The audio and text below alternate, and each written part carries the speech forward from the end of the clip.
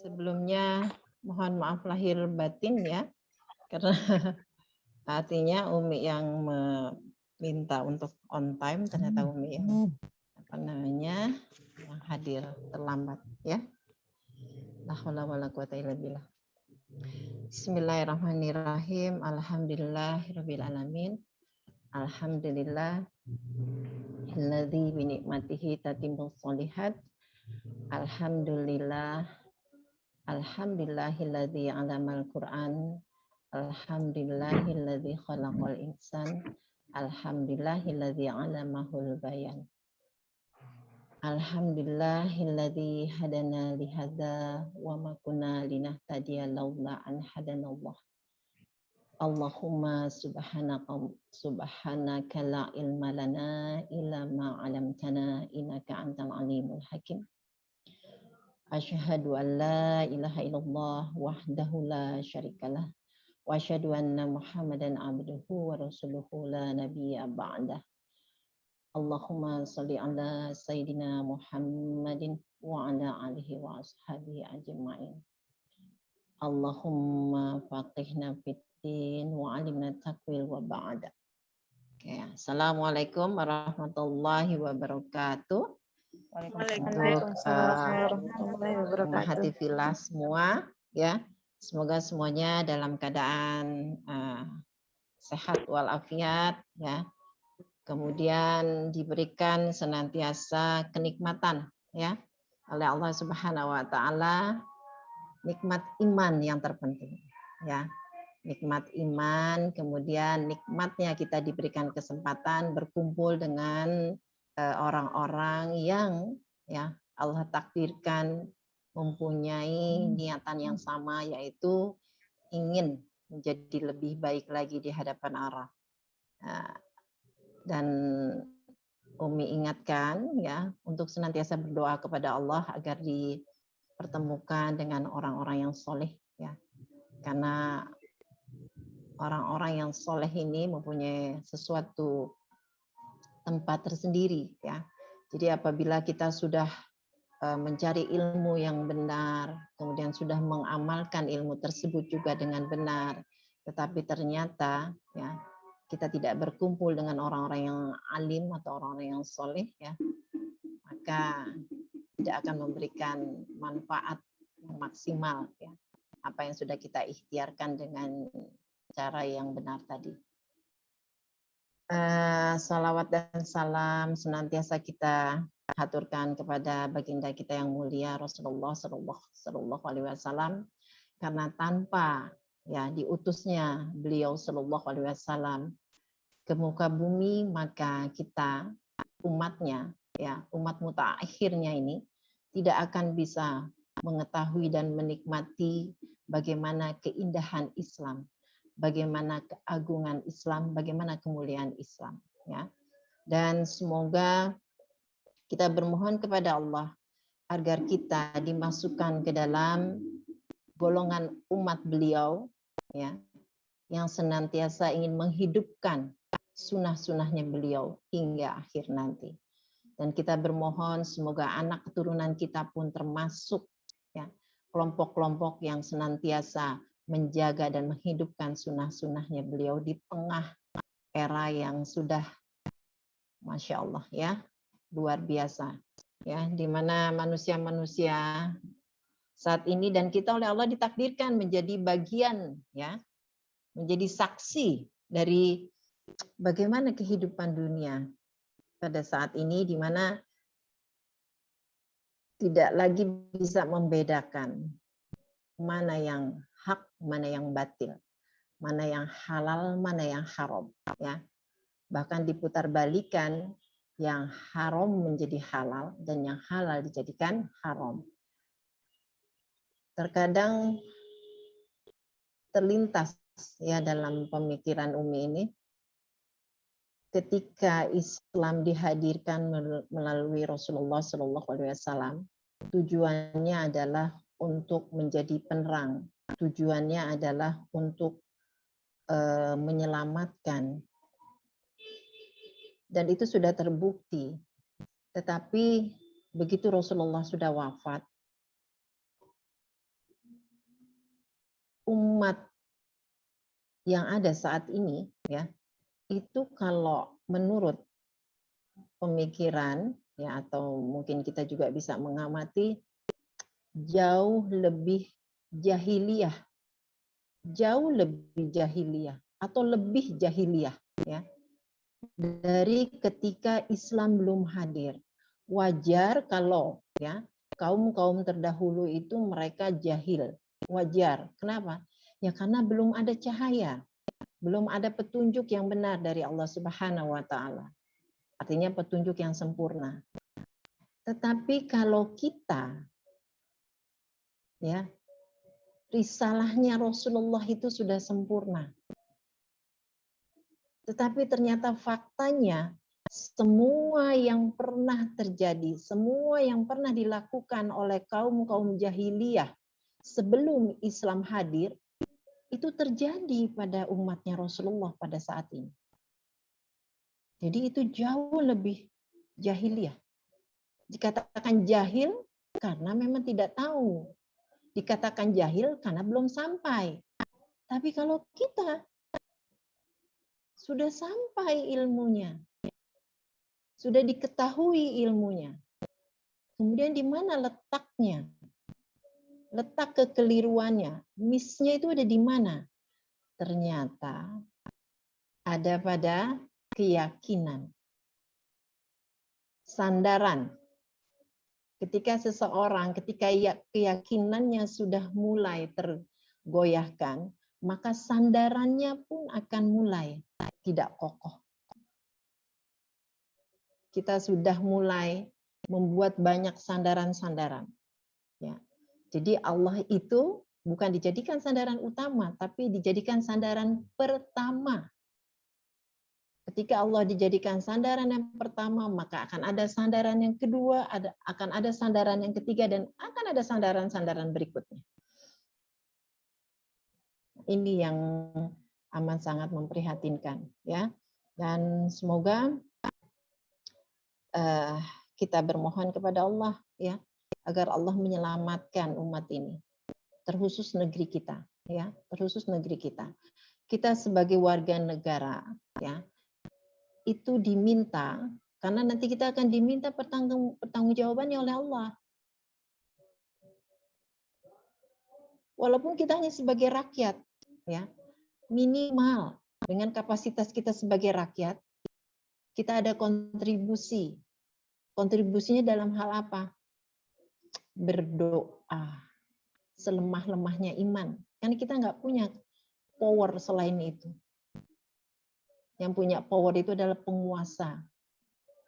Ya, rakyat itu ikhtiarnya hanya berdoa. Berdoa saja dulu untuk saat ini. Ya, berdoa, kemudian memperbaiki, ya, memperbaiki kedekatan kita dengan Allah, ya, semakin memperkuat kecintaan kita kepada Allah.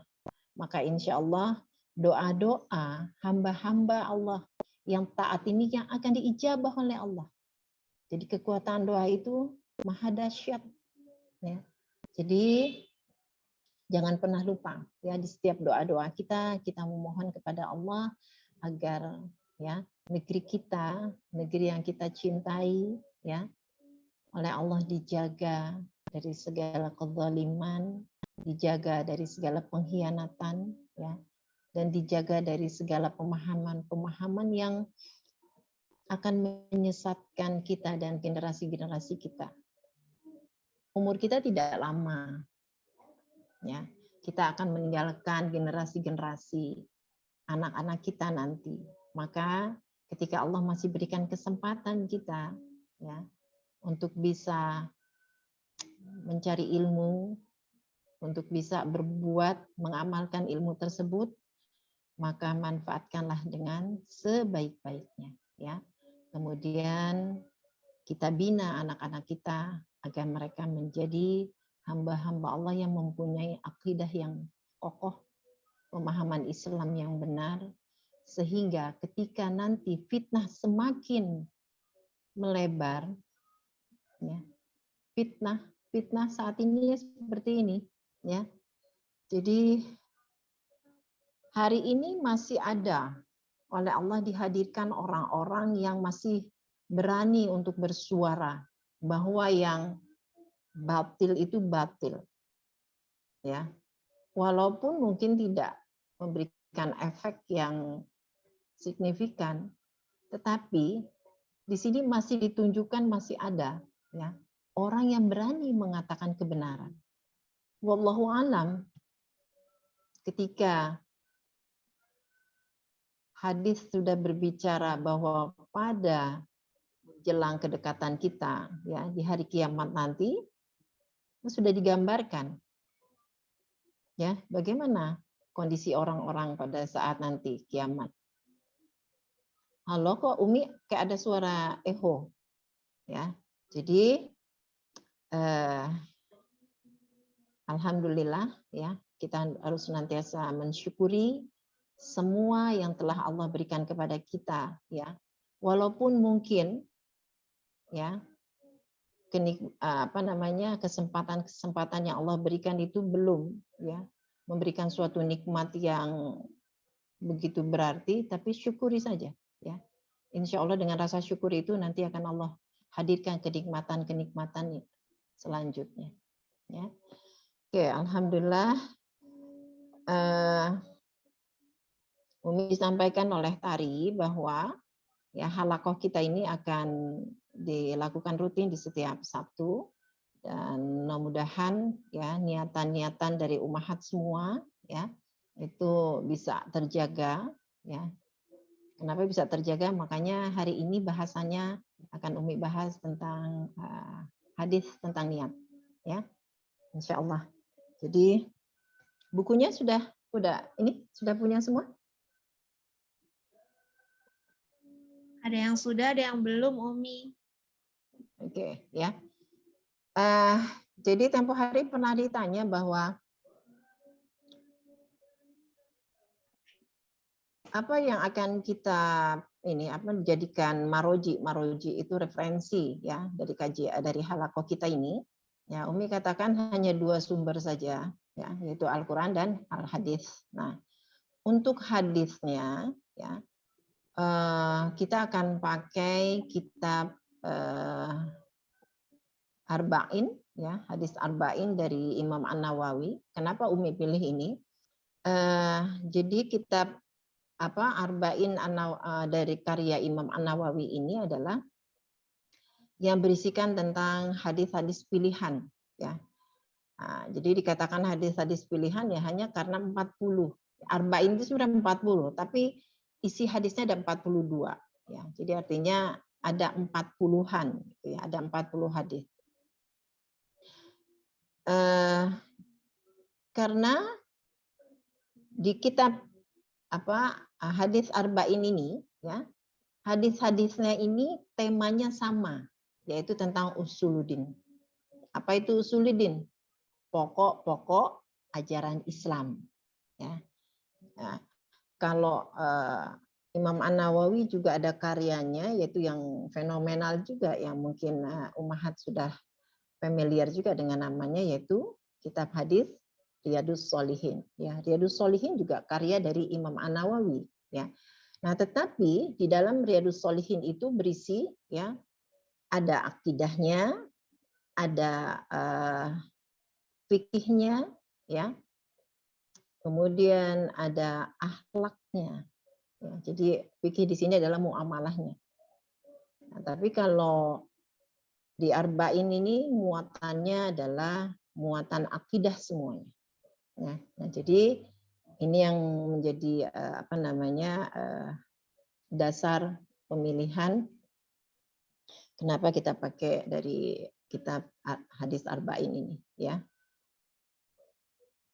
Oke, dan bagi yang belum mungkin nanti bisa bisa membeli, dan andai kata nanti kita bahasannya mungkin enggak ini, ya, tidak hanya seputar tentang akidah, tapi nanti kita akan merambah kepada fikih. Nah, untuk fikihnya yang biasa Umi pakai itu adalah fikih sunnah Said Sabiq, ya. Jadi itu tidak menjadi suatu kewajiban sih harus membeli karena apa namanya berjilid dan kemudian juga tapi Umi rasa tidak menjadi masalah ya kalau harga ya. Insya Allah apa namanya kalau harga sekitar ya 400-500 saja sih ya. Karena kalau umat sekarang juga kan kalau beli-beli apa namanya pakaian gitu ya, kerudung juga kan harganya kisarannya juga seperti itu kalau itu kan hanya ini. Kalau pakaian 400-500 ribu gitu kan ya, itu ada jangka waktunya. Tapi kalau yang namanya buku ilmu ya, itu bisa sampai ke anak keturunan nanti ya, tidak habis ya. Tapi tidak ini ya, tidak diburu, maksudnya waktunya tidak harus dibeli sekarang. Ya insya Allah nanti kalau kita sudah masuk pada bahasan tentang fikih. Ya, jadi untuk sementara untuk mengawalinya kita akan pakai dulu apa namanya hadis dengan apa namanya kitabullah. Ke ummahati fillah yang insya Allah dirahmati dan dimuliakan oleh Allah Subhanahu Wa Taala. Mudah-mudahan kita yang berkumpul pada malam hari ini ya Allah muliakan dan Allah tempatkan ya di tempat yang memang terbaik dalam pandangan Allah dan semoga kita termasuk orang-orang yang dijadikan baik oleh Allah ya di mana hati kita digerakkan untuk senantiasa segera melakukan perubahan-perubahan ya ketika kita sudah menerima suatu ilmu ya sehingga ilmu itu menjadi barokah ya bagi kehidupan dunia maupun akhirat kita ya amin ya rabbal alamin. Oke.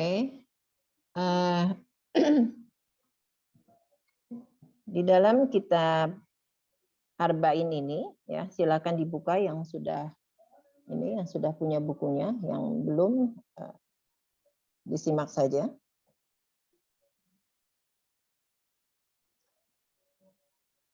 Oke, akan bacakan dulu ya.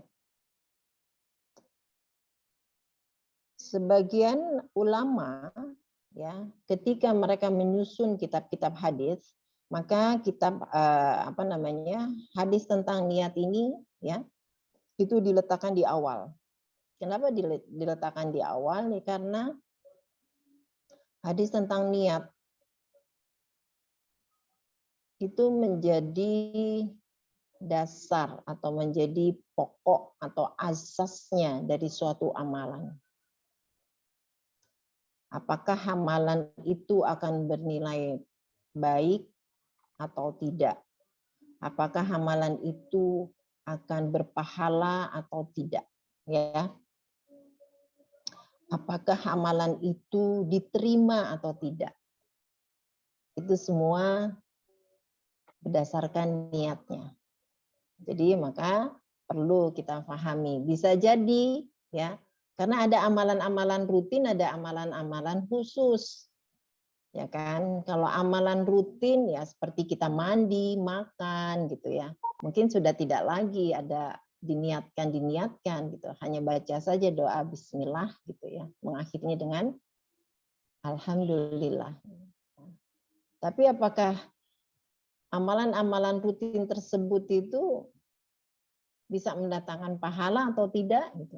Itu yang apa namanya setelah kita mempelajari ya tentang ilmu niat ini, maka insya Allah bisa lebih diperbaiki lagi ya.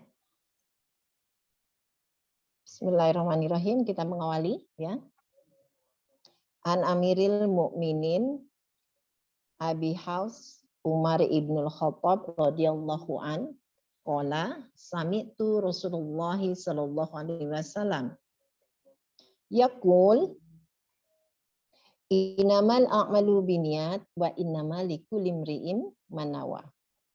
Wa man kanat hijratuhu ilallahi wa rasuli fa hijratuhu ilallahi wa rasuli. Wa man kanat hijratuhu lidunya yusib fa hijratuhu ma hajaro ilaih. Nah, jadi di dalam niatan ini ya Hadis ini diriwayatkan oleh Imam Al-Bukhari dan Imam Muslim. Ya, jadi dua ulama hadis, ya, dua muhaddisin, ya. Jadi ketika mereka sudah dalam suatu hadis itu, ya, diriwayatkan oleh dua muhaddisin ini, maka tobaqot atau derajat hadis ini adalah sahih. Ya. Hadis ini adalah sahih. Ya.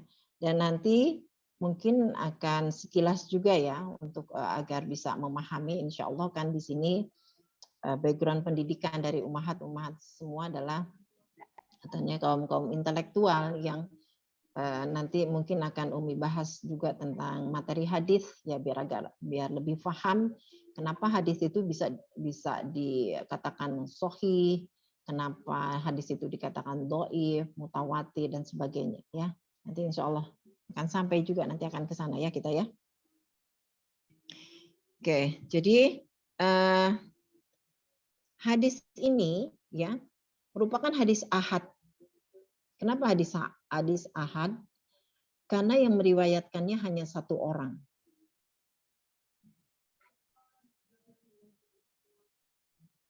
Ketika ada hadis yang diriwayatkan oleh satu orang, ya, maka derajatnya tidak sampai sahih.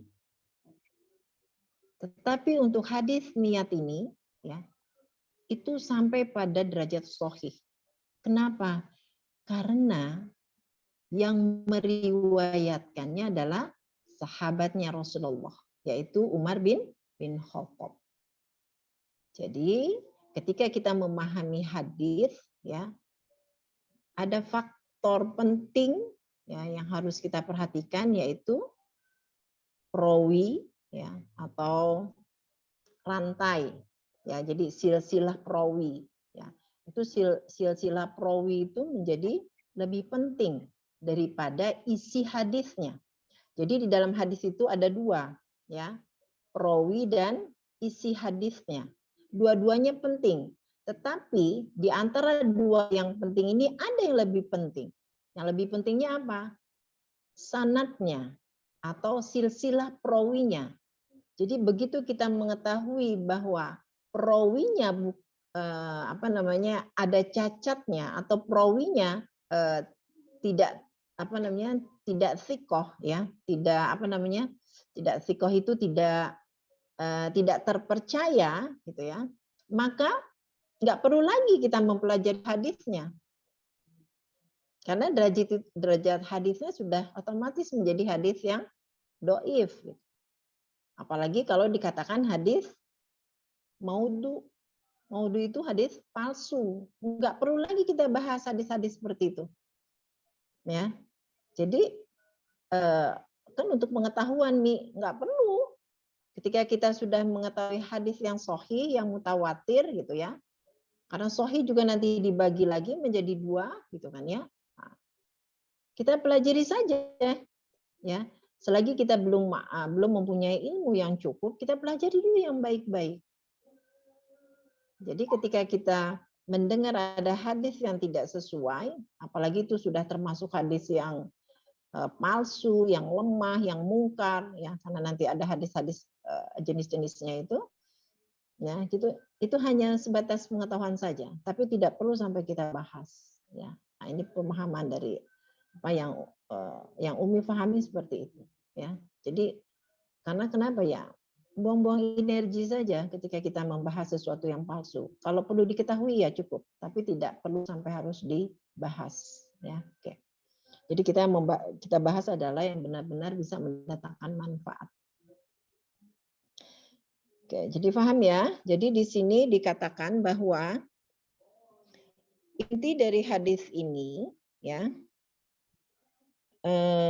menerangkan tentang hijrah sebenarnya. Ya. Jadi muatannya tentang hijrah. Di kelompoknya tadi waktu itu pernah disampaikan ya, mungkin agak sedikit berbeda itunya, penyampaiannya, tetapi muatannya sama ya. Di sini Rasulullah ya ingin menjelaskan kepada kita bahwa asbabul wurud, ya. Jadi sebab-sebab ya munculnya hadis ini dikarenakan pada saat peristiwa hijrah, ya. Jadi ketika Rasulullah berhijrah ke Madinah, dari Mekah ke Madinah, makanya, nah, beberapa sahabat yang ikut hijrah dengan Rasulullah, ya, itu ternyata mempunyai dasar niat yang berbeda-beda. Ya, jadi tidak semua niatnya karena Allah dan Rasulnya, tapi ada niatan-niatan yang berbeda. Ada yang niatannya mereka ingin mengembangkan ya perniagaan mereka nanti di Madinah. Ya, ada yang niatannya ternyata sebagai salah satu syarat ya agar dia bisa menikah dengan wanita yang memang selama ini dia dia incer gitu ya, atau dia inginkan. Nah, jadi makanya di sini dikatakan bahwa ada salah satunya dari sahabatnya Rasulullah itu ya, yang ternyata ketika mengikuti hijrah dengan Rasulullah itu dikarenakan diajukannya syarat oleh Ummu Qais ya. Jadi makanya dijulukinya oleh teman-temannya, oleh sahabat-sahabat yang lain itu adalah muhajir ya. Jadi ketika dia berhijrah itu ya dikarenakan sababnya dia ingin menikah dengan Ummu Qais. Makanya di dalam hadisnya tadi dikatakan waman kanat hijratuhu lidunya yusibuha. Ya, lidunya yusibuha. Ya, dan barang siapa yang ketika dia berniat dikarenakan niatnya untuk dunia yang akan dicari. Nah, maka tadi Umi katakan karena ada sebagian ternyata dari yang mengikuti hijrah bersama Rasulullah itu ya niatannya adalah bagaimana dia nanti bisa mengembangkan ya usaha-usahanya dia di Madinah. Atau ya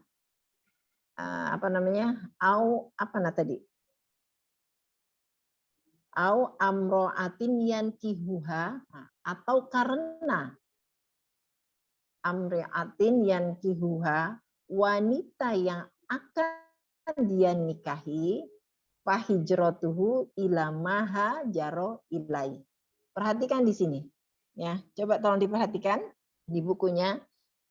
Ketika Rasulullah mengatakan ya faman kanat, yang pertama hijratuhu ilallahi wa rasul, fahijratuhu, pakai fa dua-duanya. Ya kan? Pakai fa dua-duanya. Sudah disimak di sini? Ya, pakai fa dua-duanya. Tetapi begitu urusan dunia, Rasulullah mengawalinya dengan wa. Bukan pakai fa. Waman kanat. Tetapi balasannya pakai fa. Bisa diperhatikan di situ? Ya. Yang pertama adalah faman kanat hijratuhu ilallahi wa rasul. Ya kan? Wa rasulihi. Maka langsung dibalasnya dengan fahijratuhu lagi.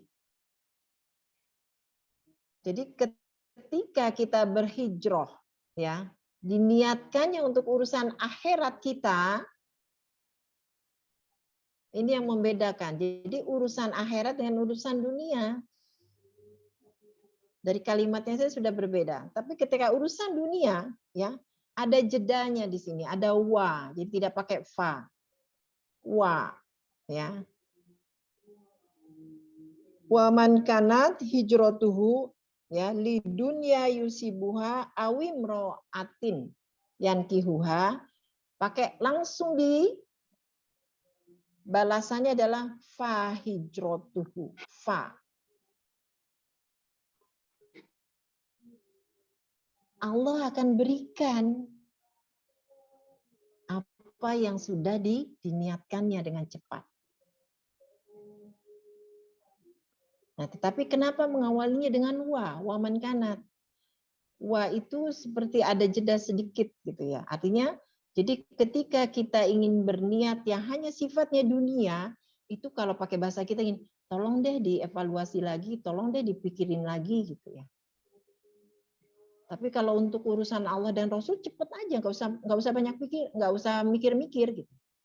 Jadi ketika misalnya kita diajak kebaikan yang jelas kebaikannya itu untuk di jalan Allah, nggak usah lagi mikir gitu. Maksudnya begitu. Tapi kalau kita untuk urusan yang hanya sifatnya dunia saja, tolong deh dipikirin lagi gitu, ditimbang-timbang lagi. Nah, itu maksudnya. Ya, jadi ini di sini saja sudah bisa membedakan antara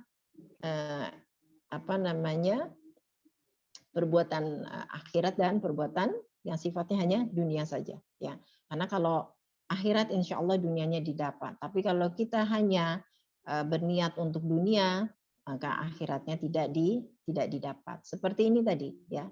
Ketika dia mau hijrah, ya karena dia supaya dia bisa menikah dengan wanita yang dia cintai, Allah wujudkan dia bisa menikah dengan wanita itu, tapi dia hanya dapatkan itu saja. Karena memang niatnya dia supaya dia bisa menikah.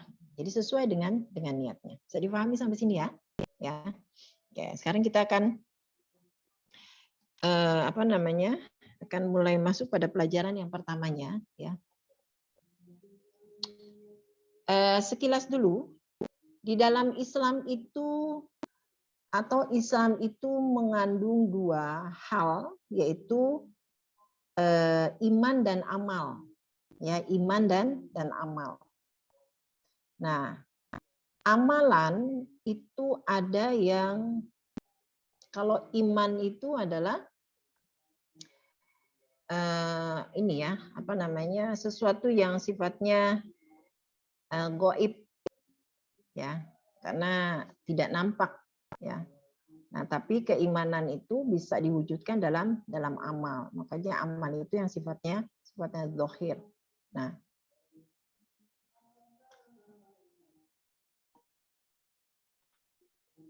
terkait ya apakah amalan yang kita lakukan itu nanti akan diterima oleh Allah atau ditolak, apakah amalan yang kita lakukan itu bernilai pahala atau tidak, apakah amalan yang kita lakukan itu ternyata baik atau rusak gitu ya.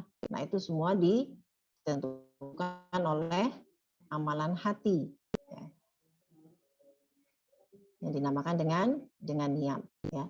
Makanya ketika Rasulullah bersabda dalam salah satu hadisnya, mungkin sudah familiar juga ya, yang dimana artinya di dalam tubuh ya seseorang itu ada segumpal darah atau segumpal daging, ya, yang bernama mudghah.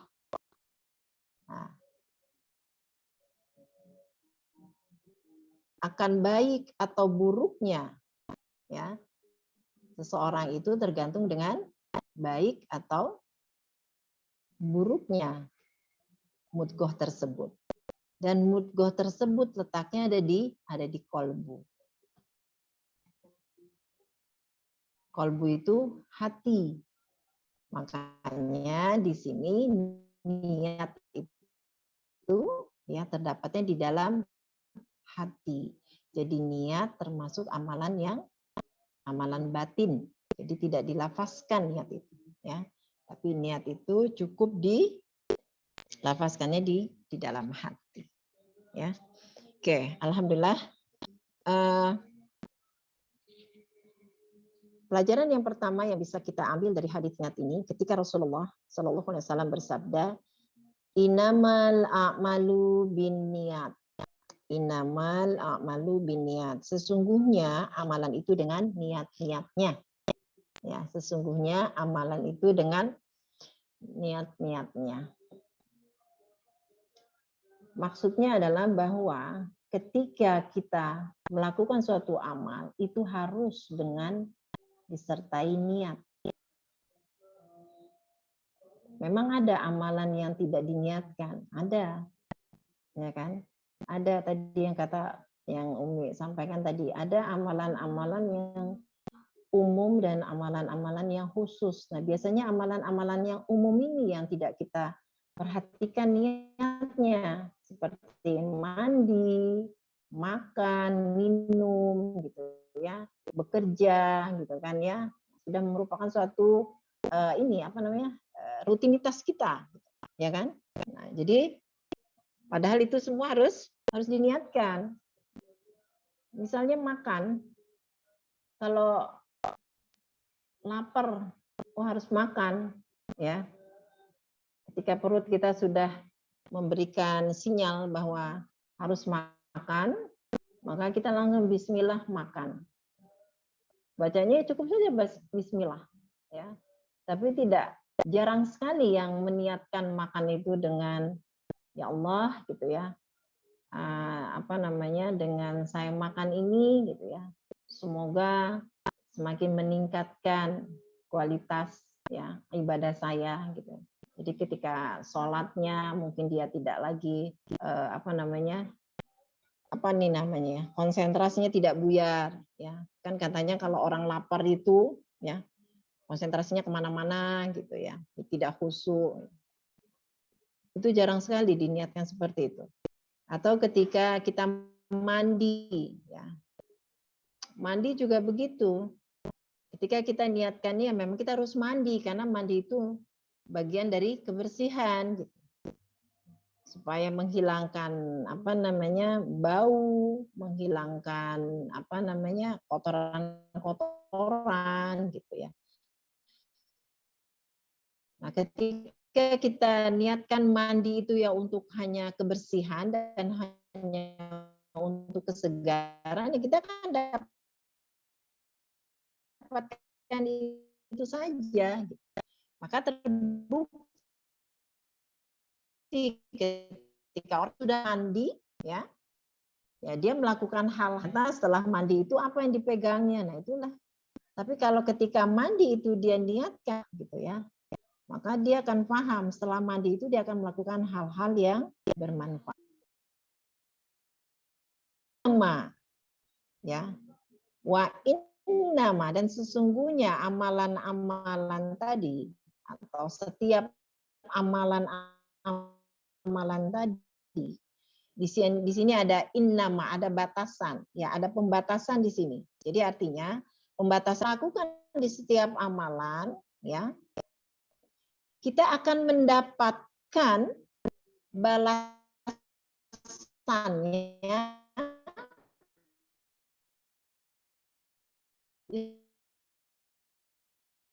sesuai dengan yang kita niatkan. Makanya di sini ada wa innama. Kalau tadi di awal seruan, kalau mau beramal agar amalnya terjaga, maka harus dengan disertai niat. Nah, yang kedua, wa innama likuli. Ada batasan di sini bahwa nanti amalan-amalan yang kita lakukan itu sesuai dengan yang diniatkan. Wa innama likulim, di setiap imanawa. Contoh yang hadir di sini, yang tadi menurut informasi dari tadi ada 9 orang, yang hadir di sini 9 orang termasuk Umi berarti 10 ya. Sama-sama hadir di sini, tetapi kebaikan yang kita dapatkan itu enggak sama. Tergantung niatnya tadi. Ketika ingin menghadiri halakoh ini, niatnya apa? Apa karena nggak enak sama teman-teman karena sudah sepakat ya tadinya mau bikin halakoh gitu ya, atau karena ingin mendapatkan ilmu ya, atau karena ingin tahu ya Umi itu gimana sih, kayak gimana sih gitu ya, atau karena ingin menjadi ajang silaturahim gitu ya dengan teman-teman dalam sepekan sekali, atau memang diniatkan murni hanya karena Allah. Jadi ada amalan-amalan itu yang mempunyai potensi bisa tercampur dengan niatan-niatan yang lain, dan ada amalan-amalan yang memang khusus. Khusus ini maksudnya yang bisa dibatalkan, atau ada amalan yang bisa dipilih oleh kita. Ya. Jadi ini contohnya di sini. Maka tadi kalimat inamal a'malu binniat wa innama likulli imri'in manawa. Ya, contohnya ini saja. Ketika kita berniat untuk menghadiri halaqah, ya, itu harus disertai dengan niat. Jadi beramal ini kan kita halaqah ini beramal, thalabul ilmi, mencari ilmu. Nah, itu harus dengan niat. Wa innama likulim. Nah, dan kemudian niatan tadi itu akan menghasilkan. Menghasilkannya apa? Yaitu apakah ketika kita berhalaqah ini ya mendapatkan ilmu yang barokah atau tidak, ya tergantung tadi niatnya. Kalau tergerak hatinya kemudian langsung bisa memperbaiki, kemudian menyimaknya dengan sungguh-sungguh, ya berarti itu wa innama likulli imri'in manawanya tadi. Jadi ini pentingnya niat, ya. Makanya umat Islam itu beda dengan umat yang lain.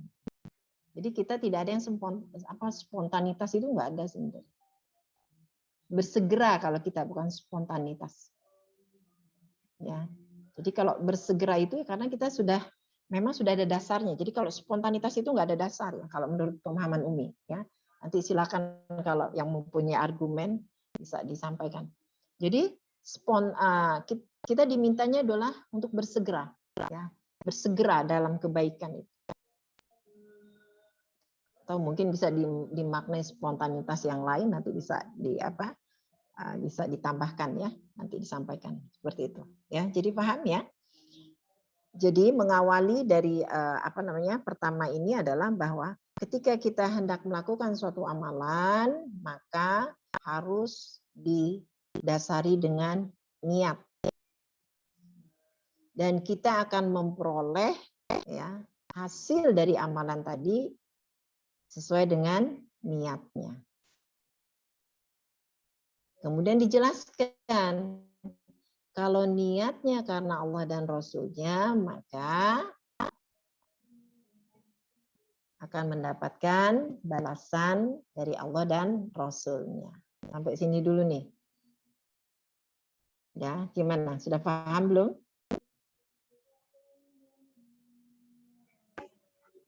Insya Allah paham. Sudah paham belum?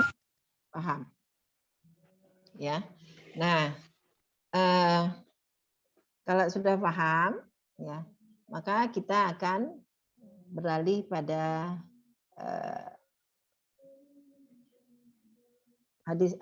isi hadis yang berikutnya. Waman kanat, dan barang siapa ketika ya dia berhijrah. Hijrah ini kan berpindah. Nah, berpindah ini kalau menurut saya Al-Utsaimin ya, hijrah ini bisa banyak macamnya. Ada hijrah tempat gitu ya. Ada hijrah perilaku gitu kan ya. Ada hijrah waktu gitu ya. Ada banyak macam hijrah ya. Nah, kalau di dalam hadis ini ya, hijrahnya itu hijrah tempat. Ya, dari Mekah ke Madinah. Jadi dari tempat yang yang tidak kondusif menuju tempat yang kondusif. Kita juga begitu, ya. Kalau misalnya kita berada di suatu lingkungan, ternyata ya lingkungan itu tidak menjadikan kita baik, ya, atau kita sudah berusaha untuk mengupayakan, ya, misalnya kita sudah memelopori atau kita menjadi pelopor kebaikan di situ, kita senantiasa menginisiasi sebuah gerakan misalnya ya, misalnya di situ lingkungannya yang umum misalnya gini, lingkungan yang tidak sehat, lingkungan misalnya yang ibu-ibunya tuh senang banget ngumpul-ngumpul gitu ya. Terus lingkungan yang dimana para pemuda-pemudanya itu lebih senang kumpul di kafe gitu. Kan kita kan sebagai salah satu warga itu mengamati di situ ya. Nah, itu kita harus ada satu kepedulian di situ, ya. Harus ada upaya, Jadi kita nggak boleh soleh sendirian, ya. Kita nggak boleh solehah sendirian, karena bagaimanapun juga nanti ada pertanggungjawaban, ya, di hadapan Allah itu ketika kita berada dalam suatu lingkungan, ya. Kayak Umi kan dulu di lingkungan Jakarta Barat, ya, di mana di komplek itu mayoritas sebenarnya karena ini ya sudah pensiunan gitu ya, akhirnya dijualnya ke Cina. Karena kalau orang Tionghoa itu kan Jakarta Barat itu kan mereka itu kalau kata kita bahasa kita mengimaninya gitu ya, bahwa kepala naga atau ekor naganya gitu yang ada di Jakarta Barat itu ya. Nah, jadi memang mayoritas di sana semua itu ya. Nah, itu lingkungan di sana itu ternyata ya karena ikut suami ya dulu. Umi tidak bisa merubah itu. Ya, tidak bisa merubah karena kenapa? Ya itu tadi tidak ada kekuatan ya. Jadi di sana itu lingkungannya karena lingkungan ini ya rumah-rumahnya rumah-rumah ini kelas menengah ke atas. Nah, artinya Cina menengah ke atas. Tapi itu tadi profesinya mucikari. Ya. Nah, kemudian rumah-rumah yang tidak didiami oleh para penghuninya gitu ya, dibangun dibuka kos-kosan yang itunya yang yang ngekosnya itu ya para PSK itu ya. Nah, jadi ada gejolak ya, karena kenapa itu tadi ya, dakwah harus tetap berjalan tapi ternyata tidak bisa ditembus gitu ya, karena di situ nggak ada juga tokoh masyarakat yang bisa diajak untuk berunding ya. Jadi mereka seolah-olah mengatakan ya ini sudah begini gitu dari dulunya. Nah, jadi ketika kita berada dalam suatu lingkungan itu kita nggak bisa bertahan di situ, kita harus hijrah. Karena kenapa? Ya kita nanti akan ditanya oleh Allah. Walaupun kita sudah ada upaya-upaya dan ini juga akan memberikan efek yang tidak baik juga kan untuk anak-anak kita gitu. Jadi karena dari sisi pergaulan itu tadi, walaupun mungkin kita tidak bergaul, ya, artinya kita tidak saling menyapa, tapi ketika berseliwerannya itu ya, yang hadir di situ, yang tidak yang tidak sesuai gitu, itu mau nggak mau nanti akan berpengaruh. Nah itu, ya, jadi hijrah tempat, ya, jadi seperti itu. Jadi misalnya kita mendapati kita di lingkungan kita, misalnya ada sesuatu yang terasa tidak baik, nah, kita berkoordinasi ya, baik itu dengan Pak RT atau mungkin dengan pengurus masjid, bagaimana agar bisa mengkondisikan. Yang penting kita ada upaya dulu, ya, ada upaya seperti itu. Makanya akhirnya di tahun 2000 ya 2000 berapa Umi pindah itu 2006 mau menjelang 2007 lah akhirnya bisa berhasil pindah gitu ya setelah bertahan 12 tahun di sana ya seperti itu. Nah, ini untuk hijrah tempat ya, hijrah tempat. Nah, demikian juga dengan hijrah pelaku. Maksudnya hijrah pelaku begini. Banyak sekali kita ya misalnya contoh nih kayak ini sekarang. Ini kan kelompok alumni ya, alumni. Nah, ini alhamdulillah ya. Allah jadikan ketika ada sebagian dari angkatan ini ya, ini Allah arahkan kepada jalan yang benar, insya Allah ya, jalan yang benar. Tapi kita tidak bisa menutup mata bahwa banyak sekali ya alumni gitu ya, itu mereka ketika berkumpul itu ya, ternyata dengan berbagai macam agenda-agenda yang tidak semuanya mendatangkan manfaat gitu ya, atau kita dipertemukan kembali bisa terus berkomunikasi gitu ya, bisa terus berinteraksi. Nah, apabila ternyata ya misalnya dari 9 orang ini sudah mulai ingin memperbaiki diri, tapi masih berinteraksi dengan teman-teman yang lain, ya, yang satu angkatan, dan ternyata mereka misalnya masih dalam kondisi yang belum sepenuhnya memperbaiki diri, gitu ya. Itu ada upaya juga kita untuk bisa mengingatkannya, tapi mengingatkannya dalam bentuk apa? Tidak dalam bentuk instruksi, tidak dalam bentuk menceramahi gitu ya, karena memang kapasitasnya kita bukan untuk ceramah gitu ya. Tapi ya dalam bentuk ini saja, berikan kebaikan-kebaikan gitu ya. Misalnya kalau dibiasakan dari ucapan-ucapan gitu ya, yang mungkin tidak terbiasa oleh mereka gitu ya. Karena kan walaupun sekarang sudah sedikit-sedikit mengucapkan ini ya, istilah-istilah Islami, walaupun mereka tidak paham, akhirnya ada juga salah kaprah meletakkan kalimat-kalimat Islami tadi ya. Nah, itu mungkin bisa diluruskan. Ya, jadi bisa diluruskan dari karena sekarang sudah begitu memasyarakat ya istilah-istilah Islami itu, tapi bisa dilihat ya ketika yang mengucapkannya itu paham dan tidak paham, gitu kan ya. Suka salah meletakkan, ya salah meletakkan seperti itu. Atau begini misalnya, ada teman-teman yang mengucapkan Assalamualaikum dia, gitu. Assalamualaikum Tari, gitu. Waalaikumsalam. Nah, kemudian disampaikan, lu mau nggak gitu ya? Ternyata kalau ngucapin salam hanya Assalamualaikum gitu ya, kata Rasulullah pahalanya cuma 10. Tapi kalau Assalamualaikum warahmatullahi wabarakatuh pahalanya 30. Gitu. Yang paling enggak kita ngumpulin yuk pahala-pahala recehan gitu. Pakai bahasa-bahasa yang kayak gitu ya. Nah, jadi artinya dari situ bisa menyemangati ya. Jadi dari yang kecil-kecil seperti itu. Tapi itu mempunyai nilai akhirat. Jadi ya. Nah, ini hijrah perilaku atau hijrah pelaku ya. Jadi kalau misalnya ternyata kita belum bisa memberikan satu perubahan ya pada komunitas teman-teman kita itu, ya kita harus hijrah. Karena kenapa? Bisa jadi nanti kita yang terwarnai oleh mereka.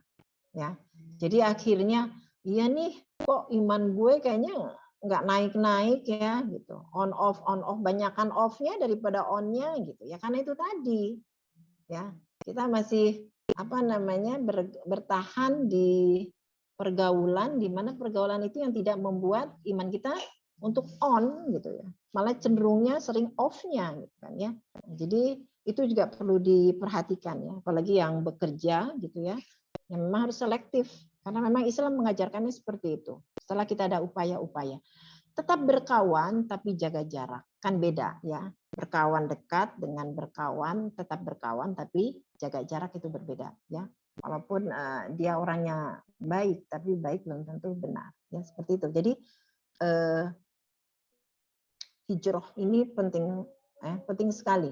Jadi tentang hijrah ini. Jadi bukan hanya hijrah tempat, tapi juga hijrah amalan dan hijrah pelaku. Ya, nah hijrah amalan itu tadi ya. Mungkin selama ini kita masih melakukan amalan-amalan yang tidak bersegera dalam kebaikan ya. Kita niatkan mau beramal ini tapi tidak segera dilakukan, ditunda-tunda. Nah, kita harus hijrah itu ya. Tidak boleh kita bertahan di situ.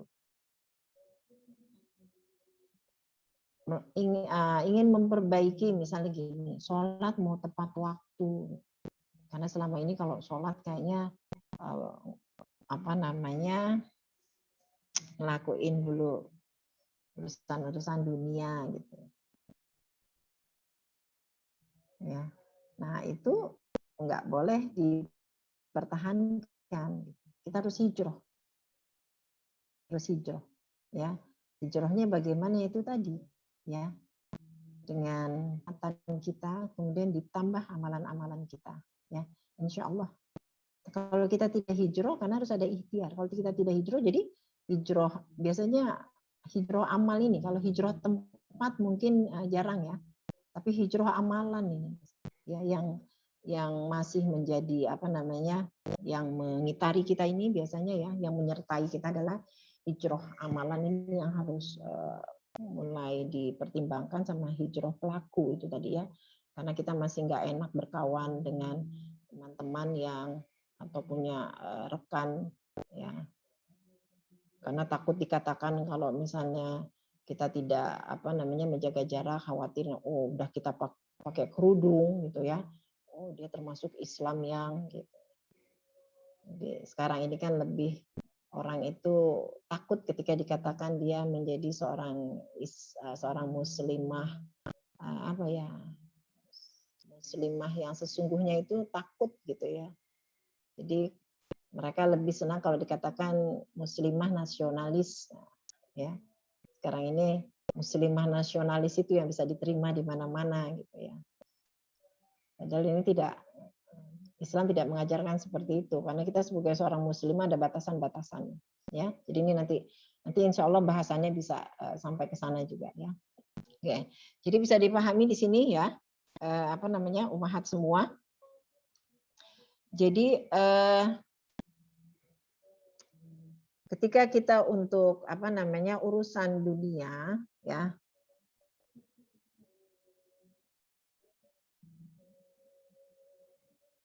kita diminta untuk benar-benar mengevaluasi, untuk benar-benar dipertimbangkan ketika ingin melakukan amalan-amalan yang sifatnya hanya dunia saja, gitu ya.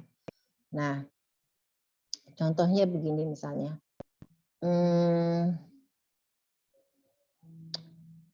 yang bekerja saja, ya contoh misalnya dia bekerja. Bekerja ini kan menjadi suatu rutinitas, ya, menjadi suatu kewajiban. Ketika dia sudah tidak diniatkan lagi, ya, yang penting saya bekerja. Tetapi, insya Allah itu ada niat. Kenapa ada niat? Karena sudah muncul di dalam hatinya, ya, misalnya seseorang itu, seorang pria atau seorang istri ya, seorang suami atau seorang istri ketika dia melakukan pekerjaan pasti niatnya itu berbeda, ya kan? Kalau istri dia bekerja, kemudian ditanya kenapa Anda bekerja? Saya ingin mengaktualisasikan diri, kan? Saya bekerja karena tuntutan ekonomi. Nah itu sebenarnya sudah niat itu, sudah niat. Nah, sekarang masalahnya ketika sudah mulai ada niat itu, kita harus kontrol niat itu. Ya, kita harus kontrol niat itu. Ya. Kita berbicara tentang seorang muslimah dulu, ya. Kita harus kontrol itu. Ketika misalnya saya bekerja itu karena ya tuntutan ekonomi, karena ternyata pendapatan suami tidak mencukupi, maka saya harus bekerja. Nah, itu sebenarnya tanpa sadar kita sudah berniat. Niat tadi kita kontrol. Kenapa? Supaya kita terjaga niat tadi. Supaya ya amalan kita ketika kita bekerja itu ya benar-benar menjadi suatu amalan yang berpahala di hadapan Allah. Menjadikan suatu amalan yang baik di hadapan Allah. Menjadi suatu amalan yang diterima oleh Allah. Jadi itu harus kita kontrol. Bagaimana cara mengontrolnya? Diluruskan kembali niatannya tadi. Dengan cara apa? Dengan cara kita ya ketika di ranah pekerjaan ya, kita harus bisa menjaga batasan-batasan. Nah, itu yang dikatakan kita kontrol tadi ya. Karena kita di sini adalah ya untuk membantu perekonomian keluarga, maka kita harus jaga di situ. Bagaimana cara kita bekerja, ya, kemudian bagaimana ketika kalau memang pekerjaan itu sudah selesai, ya sudah, tidak ada lagi istilahnya apa, kumpul-kumpul dulu, gitu ya. Apalagi sampai melalaikan pekerjaan rumah kita, gitu. Konsekuensinya ketika seorang wanita bekerja yang dia sudah menikah itu ya, itu konsekuensinya adalah bahwa dia tidak boleh itu ya mengeluh apalagi sampai marah-marah misalnya ya. ketika dia pulang kantor, kemudian suaminya misalnya sudah pulang lebih dulu, atau kondisi kayak gini kan sekarang banyak sekali ya para suami yang di PHK, ada yang dipotong sekian persen pendapatannya gitu ya, dan mengawali dari ketika mengawali pandemi ini gitu kan ya. Nah, ketika istrinya pulang, suaminya minta dibikinin minuman gitu ya. Istrinya nggak boleh marah. Ya. Jadi menolak saja tidak boleh, apalagi sampai marah, itu menjadi suatu konsekuensinya. Nah, jadi caranya bagaimana? Caranya ladeni saja dulu. Nah, setelah diladeni, situasi sudah tenang ya, sudah mandi, menjelang mau tidur, maka dibicarakanlah. Ya, jadi memang komunikasi itu harus ada. Jadi seperti itu ya. Jadi dibicarakan. Insya Allah kalau memang kita menyikapinya dengan baik, akan Allah hadirkan juga suami kita itu baik. Ya, jadi seperti itu. Jadi menjadi suatu resiko ya. Jadi kalau ada wanita yang bekerja itu dia tidak boleh sampai melalaikan. Jadi jangan sampai ya niatan dia itu ketika dia bekerja itu tidak dikontrol. Sehingga ketika ada tugas-tugas dari kantornya, gitu, ayo aja gitu. Dia tidak pertimbangkan lagi gitu ya. Jadi ya, terkadang pulangnya sampai dini hari gitu ya, karena demi pekerjaan ya. Kemudian urusan rumah didelegasikan tanpa ada kontrol juga gitu kan ya. Itu juga tidak dibenarkan, karena di dalam Al-Baqarah ya, kemarin itu lihat belum ya, di surat Al-Baqarah itu ya 222 dan 223 itu menafsirkan atau menjelaskan tentang peranan keluarga di situ ya. Nah, jadi urutan harta itu adalah urutan yang terakhir. Ya. Jadi ada beberapa urutan-urutan yang harus diperhatikan ya ketika membangun rumah tangga itu. Nah, itu urutan harta itu urutan yang terakhir. Tapi faktanya dibalik. Harta yang menjadi utama. Ini yang makanya harus mulai dibenahi ya. Jadi ketika harta itu sudah menjadi prioritas yang pertama, ya akan ada masalah-masalah yang muncul. Jadi kalau masalah muncul itu ya karena kitanya tidak mengikuti aturan. Ya. Kalau aturan itu dijalani, insya Allah ya tidak akan ada masalah. Misalnya ada masalah, bentuknya bukan masalah, tapi bisa jadi untuk peningkatan derajat kita di hadapan Allah. Karena ketika seseorang yang beriman itu ya memang harus diuji, gitu kan ya. Tapi bentuknya bukan masalah, beda ya. Jadi kalau masalah itu muncul karena kita menyalahi aturan. Ya, tapi kalau ujian itu dalam bentuk untuk meningkatkan derajat kita di hadapan Allah Subhanahu wa taala. Ya, bisa dipahami seperti itu ya. Nah, jadi mulai diluruskan kembali ya kepada suami juga begitu ketika bekerja. Jadi kalau misalnya suaminya mau berangkat kerja, tolong diingatkan, dibacakan sajalah ya, kalau belum hafal ya bacakan itu surat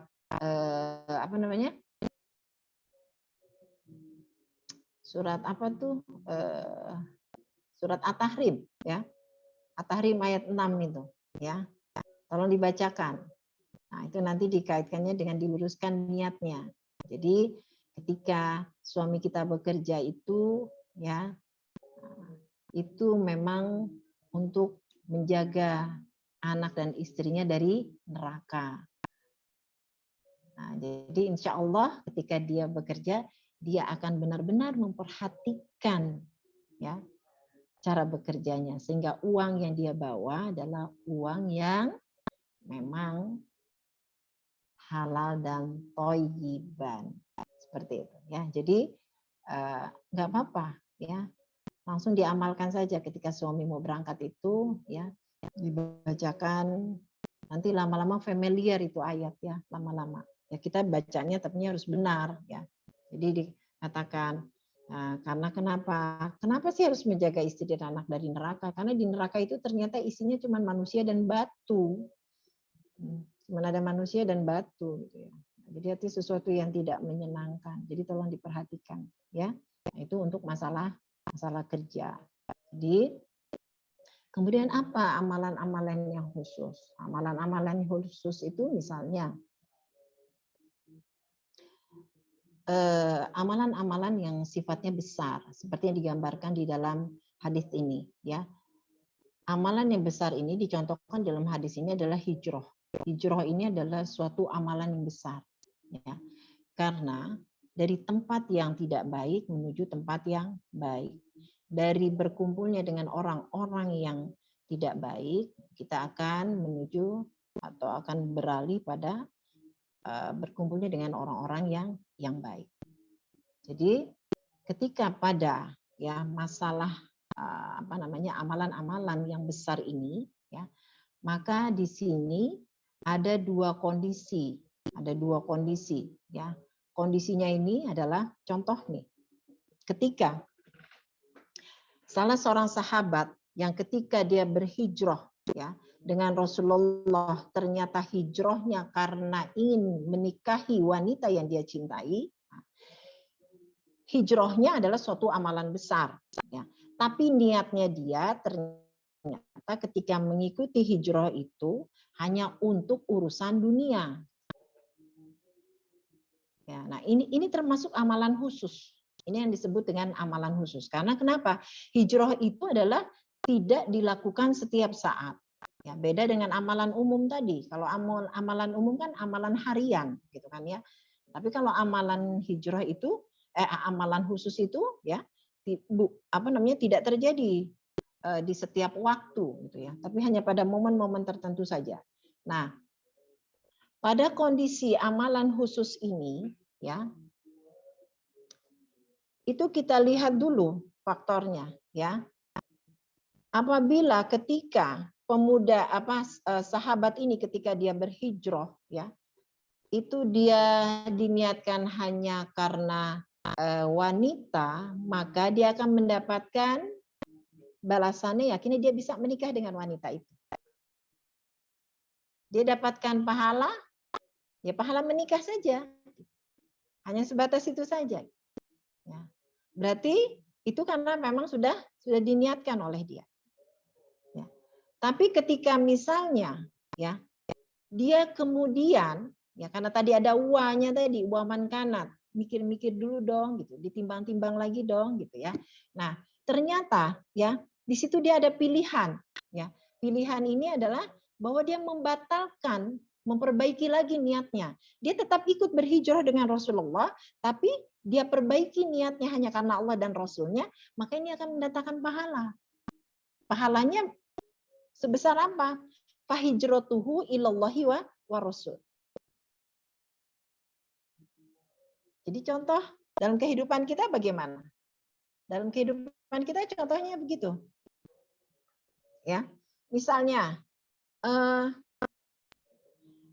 ketika kita menghadiri ini aja lah ya misalnya menghadiri suatu kajian misalnya, ya suatu kajian karena kan ibu-ibu biasanya rutinitasnya lebih ke kajian ya atau misalnya ini aja arisan misalnya ya tapi kayaknya udah nggak ada yang arisan ya masih ada yang arisan nggak ya kajian saja misalnya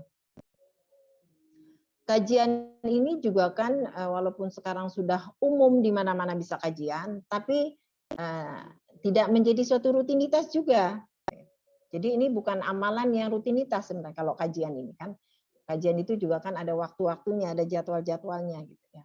Nah, misalnya dia ketika ingin menghadiri kajian ini ya, niat awalnya gitu ya.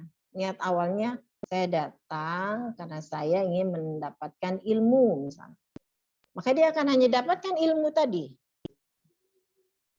Dia akan Allah berikan ilmu karena dia niatkan untuk mendapatkan ilmu.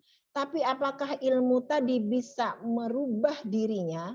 Apakah ilmu tadi bisa bermanfaat bagi dirinya? Itu yang menjadi suatu pertanyaan. Karena niatnya dia hanya untuk mendapatkan ilmu.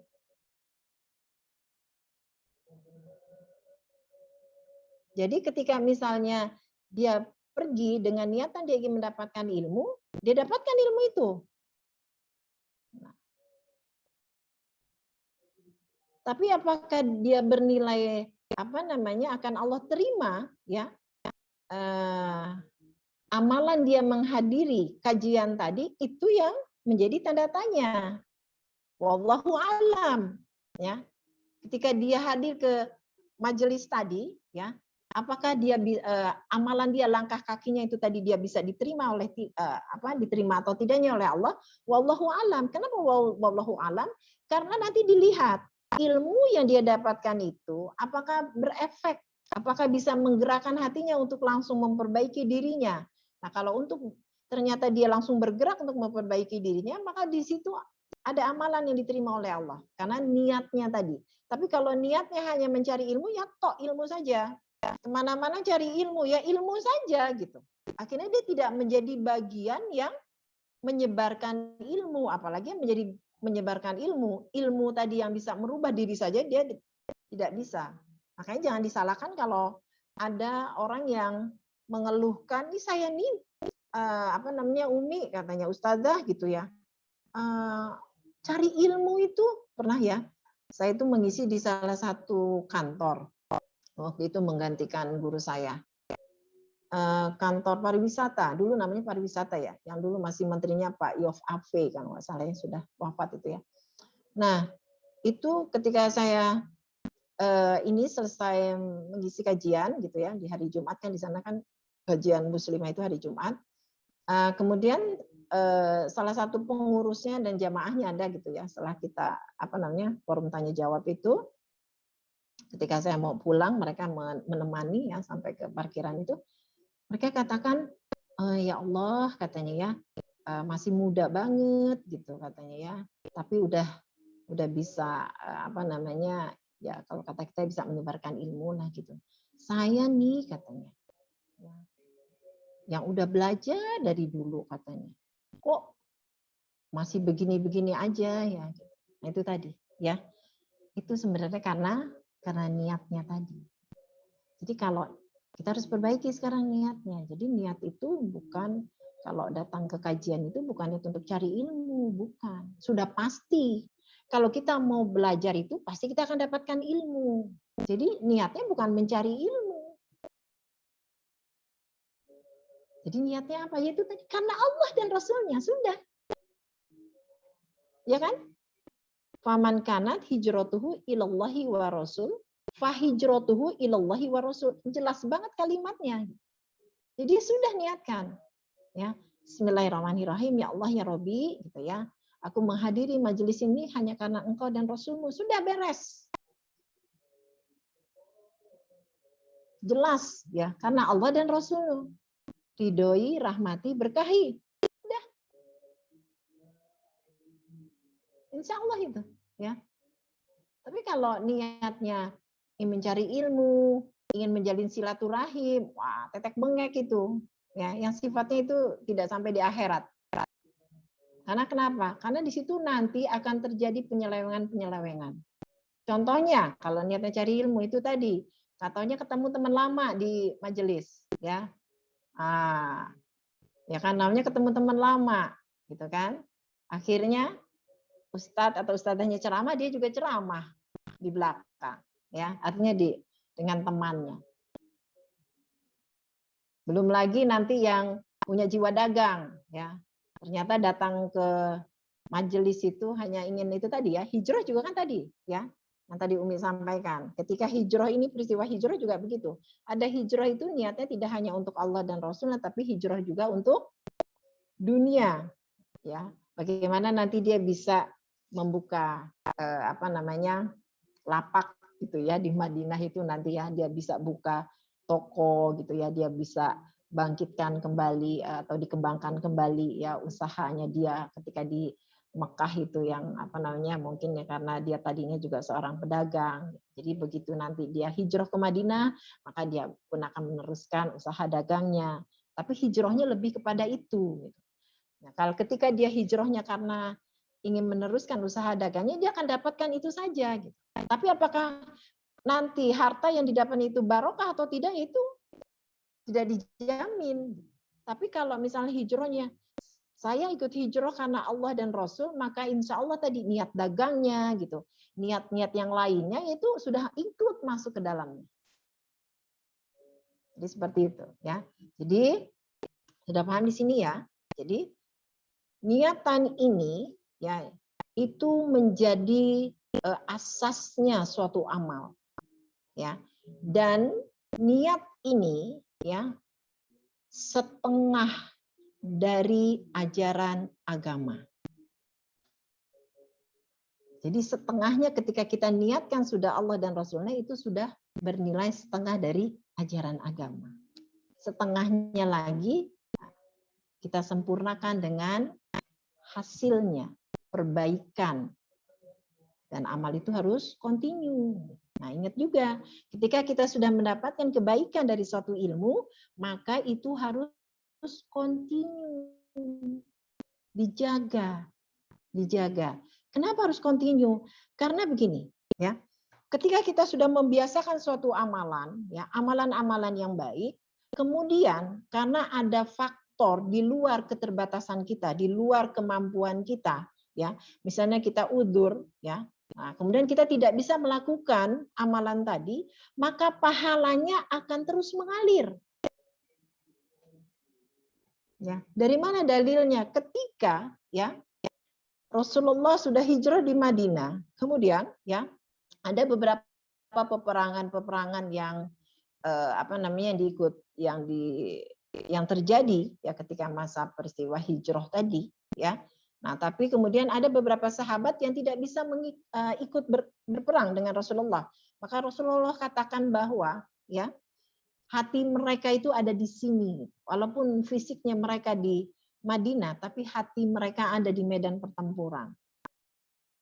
Ini yang menjadi dasar atau dalil bahwa ketika ya seseorang sudah terbiasa melakukan amalan-amalan baik itu secara kontinu, kemudian karena suatu sabab di mana sababnya itu ya di luar kemampuan dia, ya memang Allah yang menakdirkannya, entah itu dalam bentuk sakit gitu ya, entah dalam bentuk yang lain gitu, yang memang artinya dia tidak bisa menolak gitu ya, dia tidak bisa dia tidak bisa melawan dengan kondisi tadi gitu ya, maka kebaikannya itu akan dia dapatkan walaupun dia tidak melakukan. Contohnya misalnya kayak halakoh ini ya, halakoh ini sudah disepakati, nah kemudian naudzubillah min dzalik misalnya ya, nah, tiba-tiba ada kondisi yang mengakibatkan salah satu dari peserta halakoh ini tidak bisa hadir jadi karena bukan yang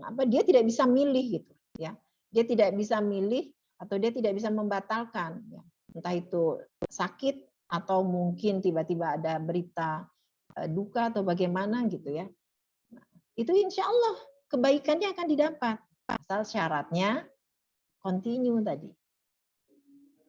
Bisa dipahami ya. Nah, jadi niat ini mempunyai peranan yang amat sangat penting ya. Jadi mulai dibenahi ya, mulai dikontrol ya, mulai kita kontrol karena ketika kita sudah bisa mengkontrol hati kita, ketika kita sudah bisa memanage hati kita ya, maka insya Allah akan melahirkan kebaikan dalam perilaku kita. Akan melahirkan suatu kebaikan buat perilaku kita ya. Nah, jadi niat ya tolong diluruskan, benar-benar diluruskan. Nah, contohnya misalnya begini, ada contoh lagi. Jadi kalau amal baik ya, jadi kalau amal baik kan tadi Umi sudah katakan amal baik itu ya ketika dia rutin mengerjakannya, kemudian karena ada faktor yang dia tidak mampu, ya, dia akan tetap dapatkan pahala. Kalau untuk amal baik. Nah, tapi kalau amal buruk kebalikannya, ya. Kalau amalan, contohnya misalnya begini, digambarkan di dalam satu hadis itu, ketika Rasulullah bersabda, ketika dua orang Muslim bertemu, ya, di mana ketika bertemu mereka masing-masing memegang pedang, ya. Dan di antara mereka ini punya niatan yang sama, ya, sama-sama ingin membunuh, ya. Jadi yang A ingin membunuh yang B ingin membunuh A. Dua-duanya punya niatan yang sama. Tetapi, ya, takdir Allah, ya, menghendaki si A yang dibunuh oleh si B. Jadi si A yang dibunuh oleh si B. Ternyata dua-duanya, kata Rasulullah, masuk neraka. Padahal si A yang dibunuh oleh si B, tadi begitu ya. Nah, padahal ya, yang dibunuh itu kan dia namanya dibunuh. Kalau menurut pengamatan kita, dibunuh itu berarti dia korban ya. Harusnya dia masuk neraka gitu. Masuk surga gitu. Tapi ternyata dua-duanya masuk neraka. Kenapa? Ya karena si B ini ya, dia niatnya sama, ingin membunuh juga. Hanya di luar batas kemampuannya dia, ternyata Allah menghendaki dia yang dibunuh. Nah, jadi itu untuk niatan yang buruk. Kalau niatan yang buruk, ya, contohnya misalnya begini. Kalau boleh dikasih contoh misalnya, ada seseorang yang berniat ingin ingin ini ya, niat apa ya? Oh, niat. Mau contohnya mau ibu-ibu atau bapak-bapak nih. Kalau contohnya misalnya bapak-bapak misalnya begini. Bapak-bapak niatnya misalnya dia mau jajan, gitu ya. Jajannya tanda kutip ya. Udah niatin nih, dia udah niat gitu ya. Dia mau jajan gitu ya. Udah siap-siap, semuanya udah dipersiapkan ya. Ternyata gitu ya. Dalam perjalanan gitu ya, terjadi sesuatu yang menyebabkan dia tidak sampai ke tempat yang ingin dia niatkan tadi, ya, tempat jajan. Artinya dia tidak sampai di tempat jajannya tadi gitu ya. Kira-kira ya, kalau menurut ummahat nih ya, ada seorang laki-laki, dia berniat ingin jajan, ya kan? Nah, qadarallahnya ya, di tengah jalan gitu ya, ada sesuatu yang mengakibatkan dia tidak sampai pada tempat tujuan tadi ya. Artinya di lokasi jajan itu dia tidak sampai ke situ. Oke, coba kira-kira ya, terhindarnya dia ya dari perbuatan jajannya tadi itu mendapatkan pahala atau tidak? Coba siapa yang bisa jawab? Apakah laki-laki tersebut itu mendapatkan pahala atau tidak? Atau malah dia tetap berdosa? Siapa yang bisa jawab?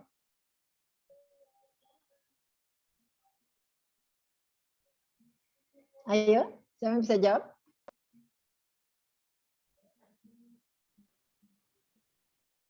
Halo?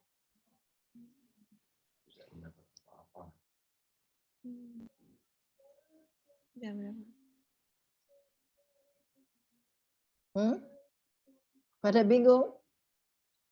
Tidak Bingung atau malu nih? Kenapa? Tidak Nggak mendapat. usah takut. Yuk.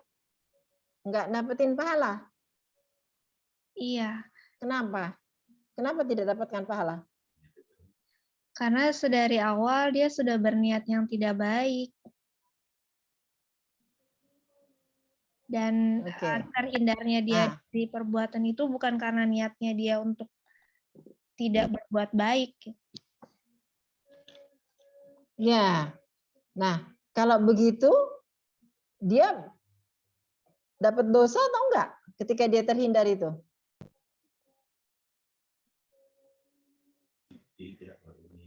Dia tidak dapat pahala jelas, tapi sekarang apakah dia berdosa atau tidak ketika dia terhindar dari perbuatan tidak baiknya tadi? Insya Allah enggak sih Umi. Enggak. Kenapa enggak? Karena kan kalau niat sesuatu yang buruk atau dosa itu Allah akan catat ketika kita sudah melakukannya. Tapi kalau baru niat dan kita belum melakukannya, insya Allah nggak dicatat kecuali kalau kita melakukan kebaikan.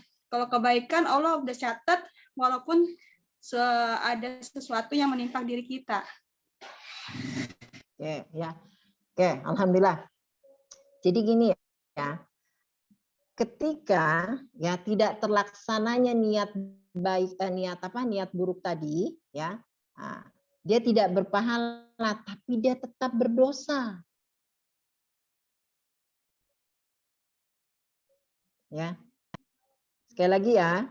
Ketika ya contoh tadi kan contoh yang tidak baik nih, contoh yang tidak baik.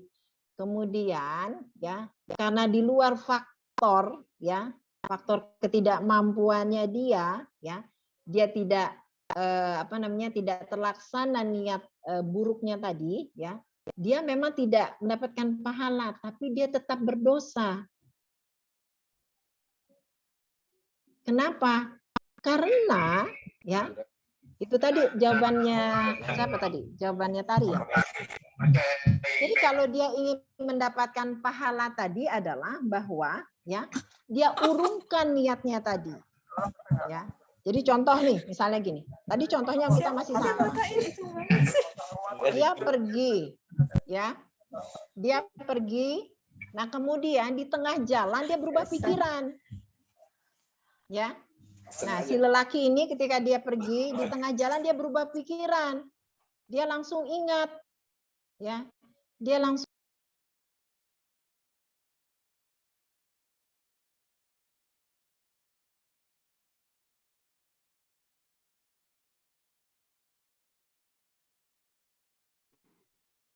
Kok diamut itu? Suaranya Umi. Suaranya Umi amut. Hostnya mana sih? Tari. Suaranya Umi nggak ada. Suaranya Mi. Ah ya udah. Sekarang ada. Udah. Oke, ya. Jadi kesimpulannya begini ya, Ummahat nih. Tadi kan dikatakan bahwa Umi dia nggak berdosa karena kenapa? Karena kan niatnya tadi nggak terlaksana gitu ya. Dia tetap berdosa. Kenapa dia tetap berdosa? Karena ya tidak terlaksananya tadi itu ya karena kondisi. Bukan karena pilihan dia. Tapi kalau karena pilihan dia ya misalnya pilihan dia itu ketika di pertengahan jalan tiba-tiba dia teringat gitu ya, atau ya memang Allah menakdirkan dia untuk mengingatkan ya, tiba-tiba dia ingat istrinya, dia ingat anaknya gitu kan ya. Nah, kemudian tergerak hatinya, nah, dia balikkan itu kendaraannya, dia pulang lagi ke rumah, itu dia pahala. Kalau untuk perbuatan buruk ya. Jadi ketika perbuatan buruk itu tidak dikerjakan mendatangkan pahala karena dia yang merubah niatnya tadi, karena dia sudah memilih. Tetapi kalau tidak terlaksananya tadi karena faktor kondisi ya, entah itu tiba-tiba bannya kempes lah, atau misalnya pokoknya ada sesuatu, atau mungkin dia sudah sampai di tempat tujuan tapi ternyata karena pandemi gitu ya jadi ditutup misalnya ya, kondisinya seperti itu sehingga dia tidak bisa jajan, nah itu dia tetap berdosa. Bisa dipahami. Jadi tadi kalimat yang tadi Umi enggak tadi. Siapa yang jawab tadi? Lia atau siapa yang tadi yang jawab? Mi dia insya Allah tidak berdosa gitu ya. Tidak berdosa karena dia tidak melaksanakan. Dia tetap berdosa ya. Kalau dia tidak mau berdosa ya, yang mendatangkan pahala dilihat dulu ya. Kalau karena pilihan dia, misalnya contoh nih sekarang ibu-ibu aja lah ya, ibu-ibu misalnya.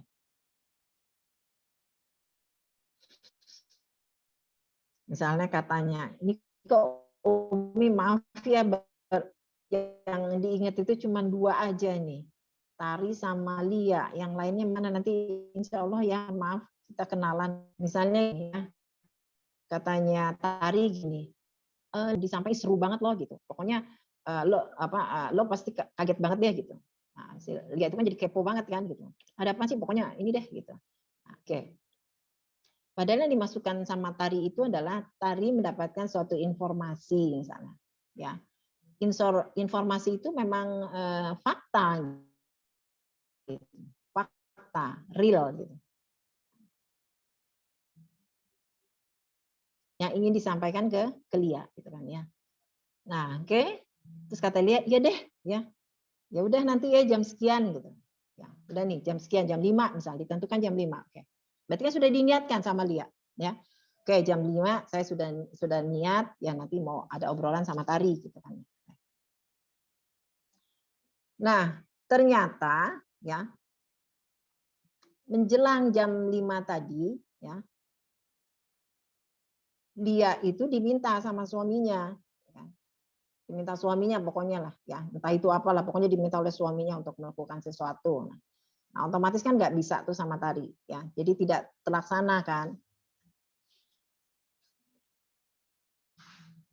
Ketika tidak terlaksananya ini, apakah dia mendapatkan pahala? Kan tidak. Tapi apakah dia tetap berdosa? Berdosa. Kenapa? Karena ketika dia tidak bisa berbicara dengan Tari itu bukan karena pilihannya Lia. Karena kondisi. Jadi tetap ada dosanya karena dia tahu nanti ujung-ujungnya kan pasti gibah ngomongin ya karena sesuatu misalnya. Karena memang yang mau diobrolin ini adalah sesuatu misalnya di antara teman mereka misalnya gitu. Ya kan suka ibu-ibu kan suka begitu ya. Gue mau curhat nih gitu, ibu nggak nyangka gini-gini. Nah, kan kita sebagai teman, oh iya pengen tahu gitu. Padahal itu tetap gitu, ya. Nah, itu kan nggak baik gitu. Nah, tapi kalau misalnya ya Lia sudah meniatkan, ya Allah ya Rob gitu ya. Ini pasti ntar ujung-ujung ini ngomongin orang gitu. Dan itu kan dosanya tuh kita udah tahu gitu. Ya kan saya udah ngaji gitu, saya udah tahu gitu. Ya udah deh saya batalkan niat tadi gitu. Terus ditelepon lah, Tari maaf ya gitu. Kayaknya gue nggak bisa nih gini-gini gitu ya. Pokoknya bilang aja nggak bisa gitu ya. Udah. Nah, itu mendatangkan pahala. Karena kenapa? Karena dibatalkannya berdasarkan pilihan. Bisa dipahami ya? Jadi benar tadi yang dikatakan bahwa kalau dia tidak dia tidak melakukan ya dia tidak berdosanya salah ya nak ya. Jadi dia tidak berpahala, tapi dia tetap berdosa ketika niatan itu masih ada. Sama tuh kayak orang yang korupsi juga begitu. Ya. Orang yang korupsi itu karena OTT dia tidak terlaksanakan misalnya. Tapi dia tetap berdosa kecuali kalau dia dibatalkan karena pilihan. Kami di sini ya. Nah, jadi itu yang membedakan.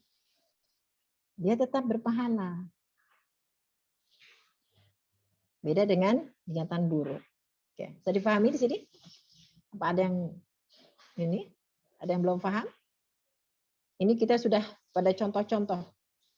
Izin tanya boleh, Umi? Boleh, silakan.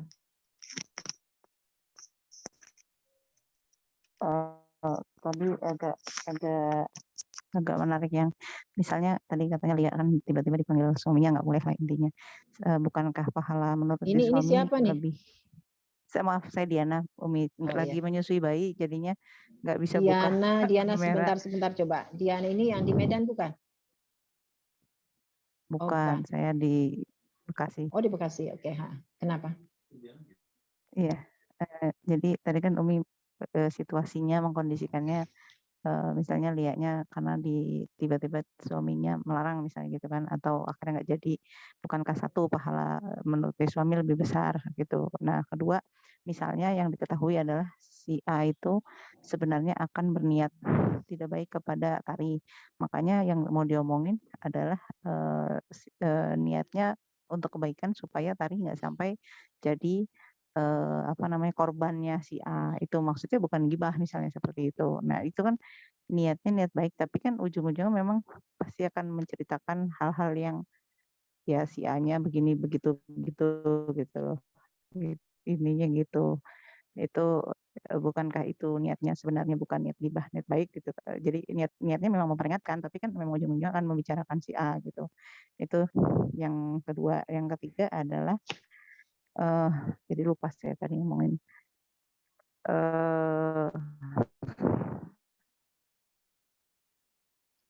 Lupa saya Umi. Pokoknya dua itu ya kalau udah dilarang sama suami ya bukan kepalanya menurut suami lebih besar daripada, karena kan dia ya masuk akhirnya dosa juga nggak akan tutup sama niatnya dia untuk menuruti suaminya istilahnya gitu. Yang kedua yang tadi niatnya untuk memperingatkan teman sendiri supaya tidak jadi korbannya si A yang mau dibicarakan itu. Gitu aja Om. Makasih. Assalamualaikum. Waalaikumsalam. Oke, Diana. Coba ya, supaya Umi nggak salah tangkap nih. Jadi tadi kasus yang Umi kasih contoh itu adalah Tari ingin menceritakan sesuatu kepada Lia ya tentang rahasia temannya gitu ya. Nah, di mana rahasia ini adalah rahasia sesuatu yang tidak baik gitu ya. Artinya selama ini teman tersebut dikenal dengan baik, ternyata Tari mengetahui oh ternyata di balik itu gitu ya. Nah, maksud Umi kan tadi begitu niat. Nah, kemudian Tari ingin berbaginya dengan Lia. Terus tadi Diana mengatakan, Umi, Lia itu ketika ingin menyepakati ya bahwa nanti akan ngobrol sama Tari itu sudah punya niat baik gitu ya, niat baik ingin mengingatkan kepada Tari gitu ya. Oke. Terus apakah itu bukannya niat ini bukankah akan mendapatkan pahala gitu ya?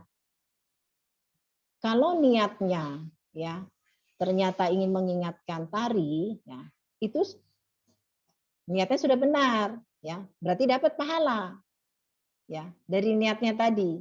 Oke. Nah, kemudian ternyata niat baik tadi tidak tersampaikan. Tidak tersampaikannya karena apa?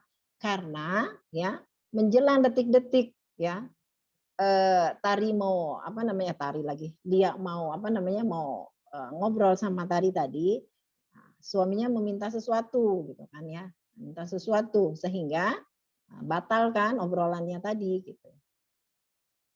Itu jelas dapat pahala. Itu jelas dapat pahala. Nah, tapi yang Umi maksudkan itu adalah ketika Lia tadi tidak berniat untuk mengingatkan Tari, tapi Lia berniatnya adalah pengen tahu nih apa sih rahasianya nah gitu. Ya. Jadi kalau memang niatnya baik, ingin mengingatkan, dapat pahala.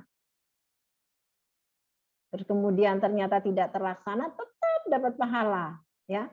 Karena niatnya tadi gitu. Karena niatnya tadi kenapa? Karena kondisi yang tidak bisa dia pilih gitu, ya. Tidak dia bisa pilih kenapa itu tadi ya. Tiba-tiba suaminya ngajak dia misalnya, tolong dong temani saya gitu ya. Pada jam-jam segitu gitu. Itu kan dia artinya ketika suaminya ngajak itu kan bukan sesuatu yang direncanakan, itu sudah Allah yang menakdirkan gitu, ya kan? Nah berarti kemudian ketika Allah menakdirkan, tapi di sini dia ada satu kuasa sebenarnya bisa memilih gitu, bisa memilih. Tadi bisa katakan begini, saya sudah janji sama teman saya jam 5 gitu kan ya. Nah Ini tadi berlaku benar kata Diana, ya berlaku di sini, ya. Nah, kedudukan taat kepada suami sama teman ya otomatis lebih tinggi kepada suami. Jadi ketika Lia memilih suami, ya itu sudah benar langkahnya. Gitu. Tapi karena tadi yang Umi maksudkan adalah Lia niatannya kepo, bukan niatan yang seperti Diana katakan, berarti dia tetap mendapatkan apa namanya dosanya. Karena kenapa? Karena dia ingin karena dia keponya tadi. Gitu. Jadi kalau dia tidak kepo, dia nggak ada, artinya dia tidak mendapatkan apa namanya tidak terlaksananya tadi bukannya berarti dia terhindar, selagi niatnya masih ada. Oh ya sudah deh, hari ini bisa tidak jadi sama Tari, ya udah Tari janjian lagi ya besok aja. Nah kan berarti itu niatnya belum dirubah sama dia, ya kan? Sama Lia niatnya belum tidak dirubah. Nah ketika niat itu tidak dirubah, maka tetap bernilai tidak baik atau dosa tadi. Ya, tapi kalau yang tadi Diana begitu bukan maksudnya? Ya, kalau niatnya baik ya dapat pahala. Tapi kalau yang tadi Umi maksudkan adalah niatnya kepo, bukan niat ingin mengingatkan. Tapi kalau niatnya mengingatkan, insya Allah dapat pahala, benar. Ya, tadi yang disampaikan Diana tadi benar. Jadi dua-duanya dapat pahala. Jadi pahalanya lebih besar ketika suami yang meminta. Betul itu? Ya namanya ngomongin orang ya, maksudnya ya ada yang berpikir ya walaupun niatnya awalnya diawali dengan niat menceritakan ya tadi lah, niat satu menceritakan, yang satu jadi bukan pengen tahu ya istilahnya, oh kamu lagi hubungan dengan laki itu ya gitu ya istilahnya gitu. Ntar nanti ujung-ujungnya ya pasti akan membicarakan gitu. Jadi tapi kan tetap niat, jadi lebih besar pahalanya daripada bergibahnya kan ya istilahnya gitu ya Umi ya. Ya, jadi gini, ketika tidak jadinya tadi Lia ya. Enggak, kalau misalnya membahas tentang temannya dengan Tari tadi ya. Kalau jadi, walaupun niatnya kalau baik gitu ya. Walaupun niatnya baik ya. Tadi kan Diana bilangnya niatnya baik gitu, ingin mengingatkan. Nah, tetapi Allah ya ternyata menjaga. Allah menjaga Lia. Bagaimana itu tadi tidak terjadi. Ya, karena ujung-ujungnya pasti ngomongin gitu. Karena kenapa? Sebelum niatnya disampaikan, ya pasti ngomonginnya dulu, ya kan? Habis ngedengerin kisahnya baru diingatkan Tari, tapi Tari sudah menceritakan gitu. Nah, itu kan berarti nggak baik, ya. Tapi kalau mau niatnya baik itu nggak begitu gitu kan. Tari ya sudahlah kalau memang sudah tahu bahwa ada sisi yang nggak kita ketahui dan ternyata itu adalah hal yang tidak baik, ya sudah cukup kita doakan saja gitu ya. Dan mungkin kita ada upaya bagaimana supaya teman kita itu bisa kita ingatkan. Nah itu langsung. Ya, itu artinya niatnya sudah langsung, dari niatnya itu udah pakem, sudah terkontrol dari awal. Ya. Nah, kalau yang seperti itu niatnya sudah terkontrol, berarti terjaga kan? Terjaga. Nah, tapi kalau misalnya tadi niatnya itu sudah niat baik, tapi ternyata tidak terlaksana, berarti Allah yang jaga. Ya, Allah yang jaga. Mungkin ada amalan-amalan yang Lia lakukan yang bisa menjaganya dari ketidakbaikan. Betul tadi kata Diana, ya.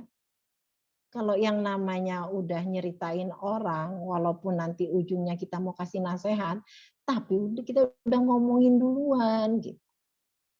Ya, apalagi sampai detail gitu ya nyeritainnya. Jadi nggak seperti itu, bisa dipahami ya. Ya, jadi tidak terlaksananya tadi niat baik itu karena Allah yang jaga. Karena Allah yang jaga, pasti nanti akan terjadi sesuatu maksiat di situ. Nah, kok Allah bisa jaga ya? Karena bisa jadi ada amalan-amalan Dia yang menghalanginya.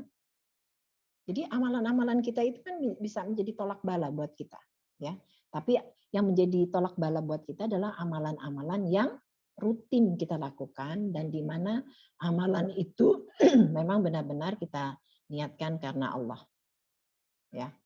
Nah, itu insya Allah itu yang menjadi tolak bala. Ya betul ya. Jadi Diana seperti itu ya. Jadi hanya kasusnya tadi beda. Kalau niat dari awalnya ingin mengingatkan ya sudah langsung gitu ya. Nah, jadi artinya tidak perlu tahu itu apa isi ceritanya tadi itu nggak perlu. Tapi yang dibicarakan adalah bagaimana kita membantu teman kita itu tadi ya supaya tidak terjerumus atau tidak lebih parah kondisinya seperti itu ya, tanpa harus membuka kembali ya permasalahannya seperti apa, cukup kalau itu tentang keburukan ya, karena nanti kalau dari satu mulut ke mulut ya jadinya banyak mulut gitu kan. Pertamanya satu mulut, dari satu mulut tarik ke liak jadi dua mulut gitu ya, benar kan? Jadi seperti itu ya. Ya betul Dian ya. Hanya itu saja ya. Jadi ini malah jadi ada pemahamannya. Jadi yang bisa mencegah kita ketika Allah menjaga itu adalah karena amalan-amalan kita. Ya. Karena amalan-amalan kita. Jadi maka perbanyaklah ya ketika kita melakukan amalan-amalan itu ya setelah kita mengetahui ilmunya ya. Sebagaimana yang dicontohkan oleh sahabat Rasulullah yaitu Umar bin Khattab. Ya, jadi dari sekian sahabatnya Rasulullah, ya hanya Umar bin Khattab saja yang bukan seorang hafiz, ya seorang penghafal Quran, ya. Nah, jadi artinya kenapa Umi menyampaikan ini itu tadi, ya yang menjadikan perbedaan. Kalau bukannya ketidakmampuannya Umar ya untuk bisa menjadi seorang hafiz atau penghafal Quran. Tetapi ya Umar bin Khattab ini adalah ya dia akan menghafal ayat ya apabila ayat tadi sudah diamalkan. Nah, jadi artinya di sini kita bisa ambil pembelajaran bahwa ya mungkin kalau dari sisi pembelajaran Al-Qur'an ya bahwa kalau kita sudah mulai ya berinteraksi dengan ayat-ayat Allah, maka tolong ditadaburi kemudian diamalkan. Itu kita ambil dari sisi ininya ya, dari perspektif untuk ilmu Qur'annya. Tetapi kalau dari pandangan kita di sini ya ketika mempelajari hadis ini adalah hikmah yang bisa diambil adalah bahwa ketika kita sudah mendapatkan suatu ilmu ya, maka ilmu itu harus kita amalkan dan kemudian diamalkan secara kontinu. Nah, itu yang akan menjadi pelindung kita ya. Itu yang akan menjadi tolak bala dari segala bencana. Jadi seperti itu. Bisa dipahami? Oke, alhamdulillah. Ada lagi yang ingin diberikan contoh? Atau ada kasus? Tapi gimana? Sudah paham? Ya, jadi inti dari pembelajaran hadis kita hari ini adalah bahwa ya muatannya tentang hijrah ya.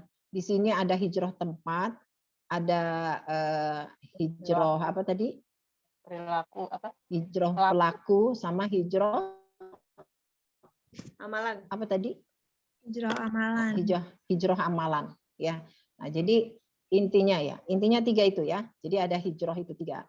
Nah, kemudian yang kedua adalah ilmu yang bisa kita dapatkan dari hadis ini adalah niat ya. Di mana niat itu harus kita manage dan harus kita kontrol. Ya. Karena ketika niat itu bisa kita manage, bisa kita kontrol, maka itu akan bisa meningkatkan keimanan dan ketakwaan kita kepada Allah. Dan kita akan terjaga dari tercampurnya dengan niatan-niatan yang tidak baik atau kita menutup celah-celah terjadinya penyelewengan ya. Contohnya misalnya menimbulkan riya gitu seperti itu ya. Itu tidak itu diakibatkan karena apa ya? Karena tadi ya niat yang terkontrol dan niat yang di manage dengan baik. Oke ya. Kalau masalah dan niat itu dan amalan itu ada amalan yang sifatnya umum dan amalan yang khusus. Kalau yang sifatnya umum adalah yang amalan rutinitas. Kalau amalan yang sifatnya khusus adalah amalan-amalan besar yang dimana waktunya juga pada waktu-waktu tertentu. Ya. Inti dari pembelajaran hadis pada malam hari ini itu itu yang ingin Umi sampaikan. Ya. Nah, mudah-mudahan dengan kita mempelajari atau sudah mengetahui tentang niat hadis tentang niat ini, ilmu tentang niat ini, maka kita sudah mulai ya memperbaiki lagi, ya memperbaiki setiap amalan-amalan kita. Dan ketika kita ingin berniat ya cukup saja, ya Allah aku niatkan hanya karena Engkau dan Rasul-Mu, mohon Engkau berkahi, Engkau rahmati ya, dan Engkau bimbing aku dalam amalan-amalan ini gitu ya. Cukup itu saja ya. Oke, alhamdulillah Umi rasa cukup ya. Sudah jam 10 ya. Jadi bagi yang belum punya buku hadisnya silakan ya. Bisa beli, kayaknya harganya nggak terlalu mahal ya Tari ya. Bisa terjangkau ya. Nah, kemudian besok mungkin insya Allah pekan besok kita bahas, karena kita sudah masuk ke niat, maka insya Allah kita besok akan bahas pada masalah ibadah ya. Jadi besok kita bahas tentang ayat-ayatnya Allah saja ya, insya Allah. Mohon maaf lahir batin ya apabila ada yang kurang berkenan tadi apa yang Umi sampaikan, tapi Umi berharap ya sekecil apapun ya atau sedikit apapun ya ilmu yang kita peroleh pada kesempatan malam hari ini, mudah-mudahan bisa menjadikan sesuatu yang barokah dan bisa menyelamatkan kita ya, sehingga kita bisa menjadi lebih dipahamkan lagi oleh Allah Subhanahu wa taala tentang urusan agama kita ya. Dan kita sudah mulai senantiasa memperbaiki niat ya. Jadi kalau niat mau masak juga begitu ya. Niatkan masak. Jangan sekedar oh iya sebentar lagi suami pulang saya harus masak gitu. Itu memang sudah dapat tapi artinya tidak spesifik niatnya gitu kan ya. Padahal di situ wa innama likulli imri'in manawanya tadi nggak dapat. Ya, tapi kalau tadi hadis itu tadi bunyinya gimana kok? Aku jangan lupa. Innamal a'malu binniyat. Nah, innamal a'malu binniyat itu yaitu tadi, innamal a'malu binniyat. Jam 4 suami pulang, ya. Maka jam 3 sudah mulai masak. Itu innamal a'malu binniyat. Jadi ketika masak itu disertai dengan niat. Niatnya kenapa? Untuk suami karena suami sebentar lagi pulang. Tapi lanjutannya ada wa innamal likulli imri'in manawa. Nah, kalau kita ingin mendapatkan pahala yang lebih baik lagi, ya, yang lebih banyak lagi, maka tolong, ya, dikontrol, dimanage niatnya, gitu, ya. Bisa paham ya sampai situ? Nah, ya, jadi insya Allah, ya. Mungkin besok Umi buka itu aja kita tolong diingatkan, ya, karena tadinya Umi berniat begini. Umi cukup saja menyampaikan harusnya 1 jam atau 1 jam setengah lah ya gitu. Kalau misalnya agak sedikit ini, nah setengah jamnya dipakai untuk kita berdiskusi ya, supaya lebih karena ada sesi yang memang harus bisa kita berdiskusi biar Umi bisa memahami juga apakah sudah tersampaikan atau tidak ya materi yang sudah diterima atau diserap oleh umahat semua. Ya. Oke, alhamdulillah. Mohon maaf lahir batin ya. Umi kembalikan kepada MC ya. Mudah-mudahan semuanya dalam keadaan sehat walafiat ya. Kemudian senantiasa bermohon kepada Allah agar kita termasuk hamba-hambanya yang senantiasa diberikan nikmat ya oleh Allah Subhanahu wa taala. Assalamualaikum warahmatullahi wabarakatuh. Waalaikumsalam warahmatullahi wabarakatuh. Terima kasih Umi. Terima kasih Umi. Ya. Ya, baik. Alhamdulillah, akan ditutup.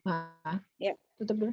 Alhamdulillah teman-teman, hari ini kita sudah mendapatkan materi dari Umi yang subhanallah ya, bisa dikupas juga dalamnya ya Umi, alhamdulillah. Jadi karena memang sudah malam juga, insya Allah pekan depan kita bertemu kembali ya Umi, insya Allah. Kita tutup dengan beristighfar. Astagfirullahaladzim, astagfirullahaladzim, astagfirullahaladzim. Kita tutup dengan doa kafaratul majelis. Subhanakallahumma wa bihamdika asyhadu an la ilaha illa anta astaghfiruka wa atubu ilaik. Assalamualaikum warahmatullahi wabarakatuh.